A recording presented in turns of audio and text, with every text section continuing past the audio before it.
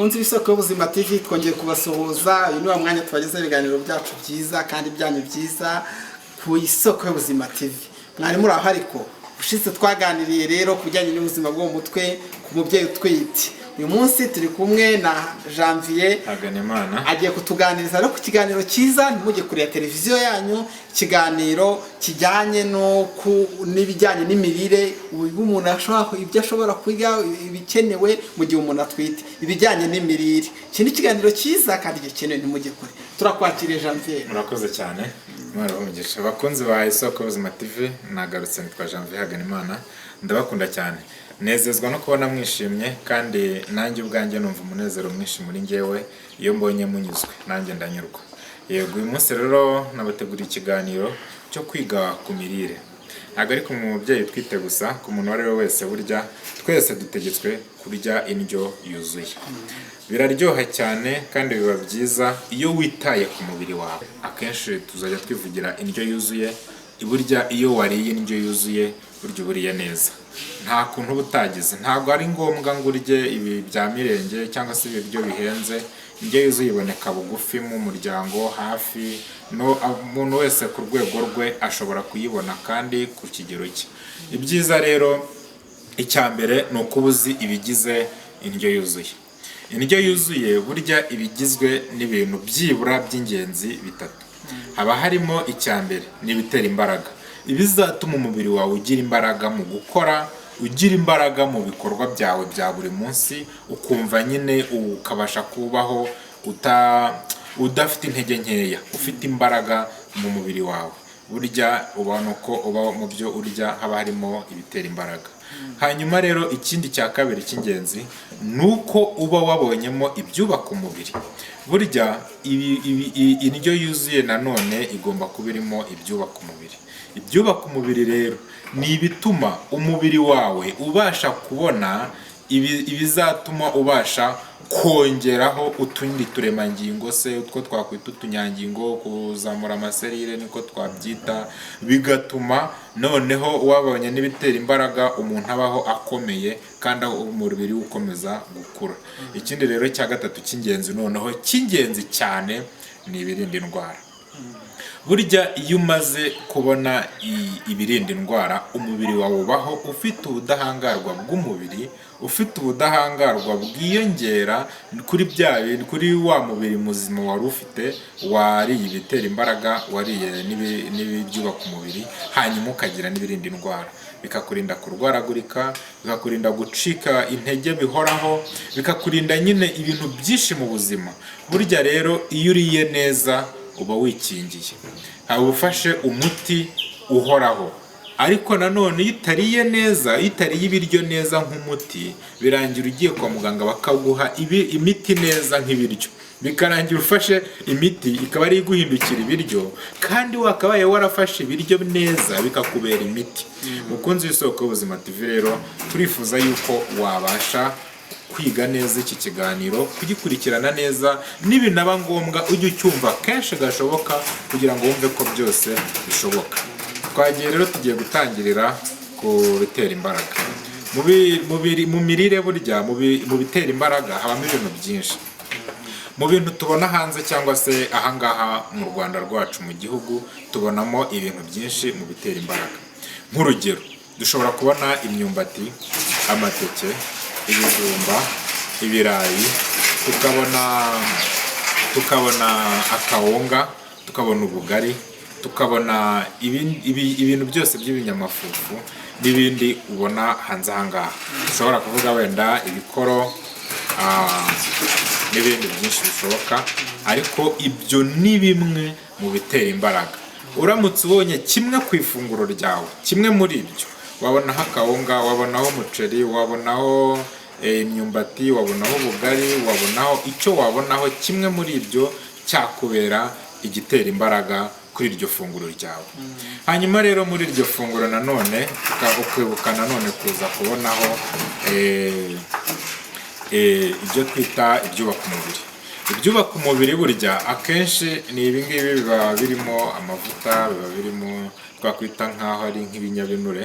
Niho dushobora kubona amavuta dukoresha, tukabasha kubona inyama, tukabasha kubona indagara, tukabasha kubona amafi, tukabasha kubona ubunyobwa bubamo nabwo, tukabasha kubona ibintu twakwita ibintu by'ibinyabinure byose ushobora kubonamo yego wenda utabonye ubunyobwa ushobora kubona agasoya, ukabona ibihwagari, ushobora kubona inyama zo zifite amoko menshi cyane, yose upfa kuba ari inyama.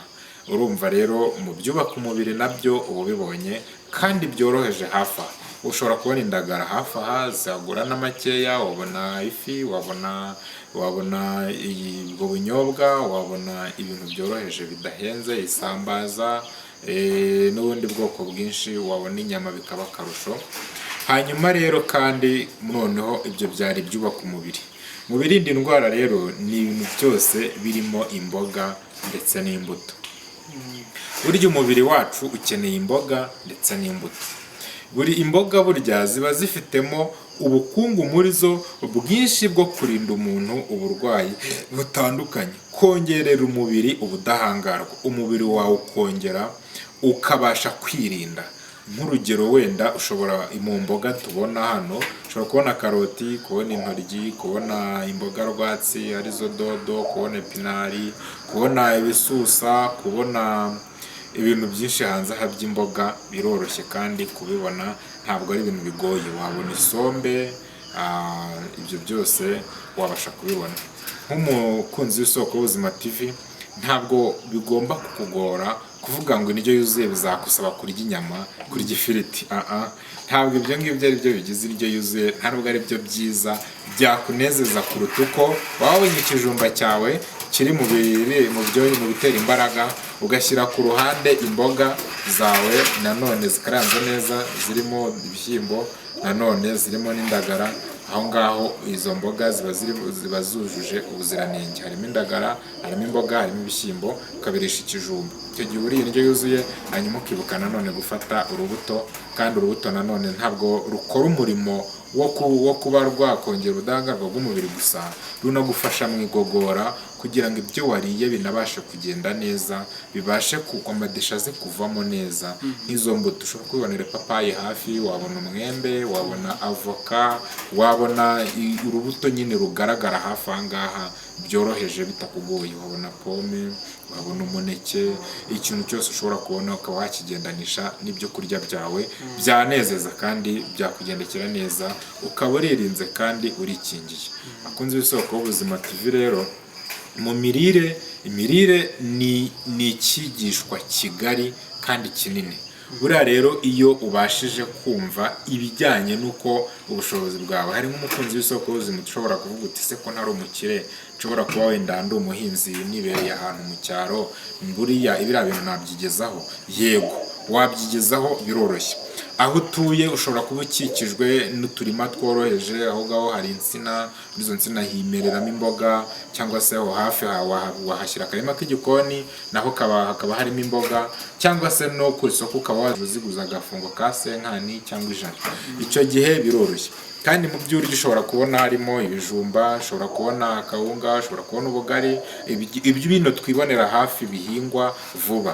Ushobora kujya mu murima ugakuramo ibirayi cyangwa se ukabigura ku isoko ku giciro gito kandi kikoroheye, ukabasha kubona ibyo bitera imbaraga, kandi ukaba wabonye n'izo mboga nazo ukaba wazibonye. Mu gihe rero niba warahinze ubunyobwa ukaba wavuga uti nabuze wenda inyama, nabuze wenda izo ndagara, ariko ufite ubunyobwa mu rugo, ufata ubusekure cyangwa ubusheshe, hanyuma uze kwikarangira izo dodo zawe, ushyiremo inyanya, wumve nyine uko wowe ukoze imboga, ubushyiremo ubunyobwa, hanyuma wirishirize ibyo kurya byawe, umuceri, akawunga, ibijumba, amateke, ibyo wabonye hafi, igitoki, ibyo wabonye hafi ushobora gukoresha bikoroheye bitaguhenze.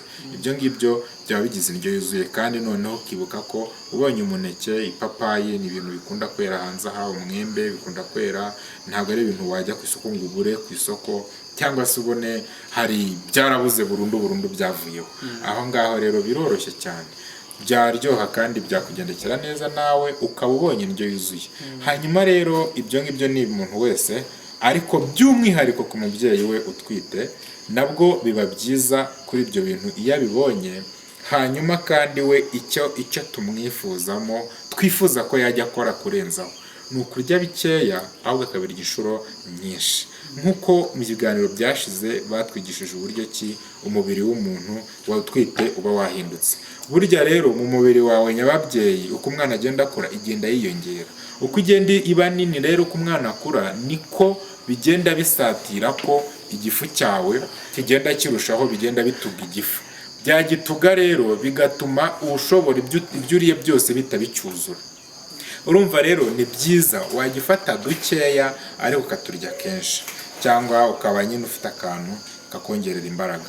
Wowe noneho biroroshye wajya wigwa kunywera igikoma ukitwarira urubuto ukarurya, aho uri ukaba ufite amazi yo kunywa. Muri make umubyeyi utwite we urumva na ikiyongeraho nuko yabirya kenshi ariko arya bike bikeya kugira ngo bitamugwa nabi, kandi nanone bitaza kumugora mu mikorere ye mu turimo dutoya two kugira ngo abashe kunanura imitsi bitamugora. Rero ndanezerewe cyane kubona mwishimye namwe kandi muhari. Ikiganiro cyo ku ndyo yuzuye cyangwa se ku mirire ni uko nguko kimeze. Ni isomo rigari dushobora kwiga igihe cy'uko byibura aho twebwe turi aha twegereye, aho buri wese ashobora kwishyikira kwigereraho naho ngaho. Hari umukunzi wacu abajije, urakoze ku kiganiro cyiza atanze, arabajije ngo nabyirwa n'iki ko mu gihe cyo gutwita kwanjye naba narariye indyo yuzuye bikagaragara. Nagira ngo tumusubize rero nk'uko muganga bigishije, ntabwo iyo ukurikije amabwiriza muganga yaguhaye, byibura tutekereza ko mu gihe cyo kurangiza gutwita kwa igihe cyo kubyara cyegereje. Ntabwo ku bantu yasamye hari ibyo twita BMI, kwa kundi tureba niba umuntu ari muzima, aho dufata ibiro by'umuntu tukagabanya uburebure bwe tubukubye kabiri, kandi ntibugomba kujya munsi ya 18.5. Ntabwo abantu basamye rero bari munsi ya 18.5 basi mu gihe cyo kurangiza gutwita mu gihe cyabo cya nyuma tuba tuteganya ko bakagombye kuba bariyongera ibiro 12.5 kugeza ku biro 18. Uwo muntu ku gihembwe cye cya nyuma tuvuga ko yariye za ndyo yuzuye muganga yababwiye. None wa wundi watwise afite BMI ye nababwiye ko bayikarikira iri hagati ya 25 ya 18.5 na 24.9. Uwo ngo basi agomba kwiyongera ibiro 11.5 kugera ku biro 16. Icyo gihe tugeze tukagupima duhere n'ibyo wari ufite, tuvuga ko wafashe indyo yuzuye nk'uko muganga ayitubwiye. Mukunzi wacu rero nk'uko babivuze n'ibyo ngibyo. Noneho ku bantu bari bafite overweight, ibiro biri hejuru, kwa kundi ufata bya biro byawe ukagabanya uburebure bwawe ukubye kabiri ukabona biri hejuru ya 25.5, usanga byari hejuru ya 25 kuzamura.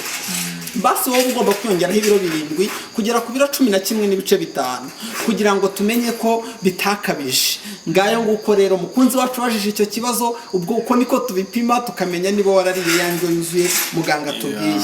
Ikindi muganga aravuze ngo aratubajije ngo none se ku bagore batwite ko banyweye amata bagwa nabi, twajya tumubwire ko amata tuyabagira inama yo kuyanywa ashyushye, hot milk, nta gufata ayibonye yose ngo ujye uyanywa, tubasaba kunywa hot milk. Warugiye kubavuga? Yego, ningiye kuvuga kuri kariya kantu ko kubara ufata, ntabwo dukuba uburebure bwawe inshuro ebyiri, ahubwo ni uburebure bwawe ingano yabwo turongera tukayikuba iyo nshuro yabwo. Ntabwo tuvuga ngo niba ufite uburebure bwa metero 1 na santimetero 60, ntabwo kuba kabiri, ahubwo urakuba metero 1 na santimetero 60 ugakuba metero 1 na santimetero 60. Ibyo ubonye ufata ibiro byawe ukagabanya ibyo wabonye. Iyo ubonye BMI iri munsi ya 18.5 buri hasi niyo uzamukaho bya biro. Mu ndimi z'amahanga n'uburebure square. Ngayo nguko rero nuko kwa muganga tubipima tukamenya niba warariye neza. Kandi nanone ikindi burya tureba uko ibiro by'umwana bigenda byiyongera, ikigaragaza ko umwana yabashije kwakira ibyo wariye byabashije no kugera ku mwana, ko bigenda byiyongera ku buryo umwana ubyaye atajya munsi byibura y'ibiro 2 n'amagarama 500. Ku bakunzi bacu ba Isoko Buzima TV rero mu byo byose twababwiye twizera mwabyumvise, kandi cyane cyane twabagira inama kutagira ibintu birimo fati, kuko ababyeyi batwite bakunda kugira ibirungurira, iseseme. Tubagira kurya ibiryo biri vegetable, ibintu bidafite amavuta menshi, kugira ngo mutaza no kugira bya birungurira. Mwakoze bakunzi b'Isoko Ubuzima TV. Janvier, mwakoze cyane. Mwakoze. Naho ubutaha bakunzi b'Isoko Naho Ubuzima TV. mwakoze.